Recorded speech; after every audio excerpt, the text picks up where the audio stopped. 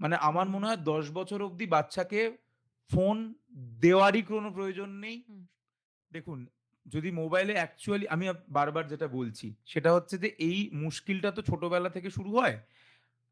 তো আমি বলব যারা এখনো অ্যাডিক্টেড হননি, যাদের সবে বাচ্চা জন্মগ্রহণ করেছে পৃথিবীতে, ১ম এ প্রিভেনশন করুন। মোবাইল অ্যাডিকশনটা শুরু হচ্ছে কোথা থেকে?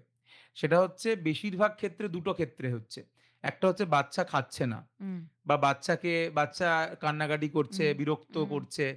তো বাচ্চাকে একটা ফোন দিয়ে বসিয়ে দিচ্ছে। হুম, অথবা যারা কেয়ার গিভার রয়েছেন, হুম, তাদেরকে বাড়িতে বাচ্চার দায়িত্ব দিয়ে যাওয়া হচ্ছে এবং সে বাচ্চাকে খাওয়ানোর জন্য সে তার মোবাইলটা, স্মার্টফোনটাকে হুম, ধরিয়ে দিচ্ছে। হুম, তো সমস্যার শুরুটা তো এখান থেকে।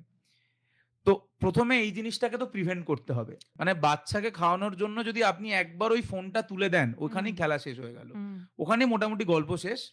ওখান থেকে আর ওইটা থেকে আর মানে ওটা একটা ভিসিয়াস হুম, সাইকেল। হুম, ওই যে ফোনটা আপনি ধরিয়ে দিলেন বাচ্চা খাচ্ছে না বলে, হুম, এবার ওই যে বাচ্চা দেখতে, দেখতে খেতে শুরু করলো, হুম, এবার দুদিন পরে জাস্ট স্ক্রল করতে শুরু করবে এবং এই হুম, জিনিসটা চলতে থাকবে। হুম, তাই obviously আমি শুরুতেই বলছি বাচ্চাকে হুম, ফোন দেবেনই না। মানে আমার হুম, মনে হয় ১০ বছর অবধি বাচ্চাকে ফোন দেওয়ারই কোনো প্রয়োজন নেই। হুম, তো আমার মনে হয় ১০ বছর অবধি স্ক্রিন টাইমকে যতটা সম্ভব কম রাখা যায় সেটা রাখা উচিত। বিশেষ করে মোবাইল এবং বাচ্চাকে মানে বাচ্চার সঙ্গে সময় কাটানোর জন্য বা হুম। বাচ্চাকে খাওয়ানোর জন্য আমার মনে হয় ওল্ড স্কুল পন্থাগুলো খুব ভালো কাজে লাগতে পারে। গল্প বলা থেকে শুরু করে বা খেলাধুলো বা এই টাইপের জিনিসপত্র।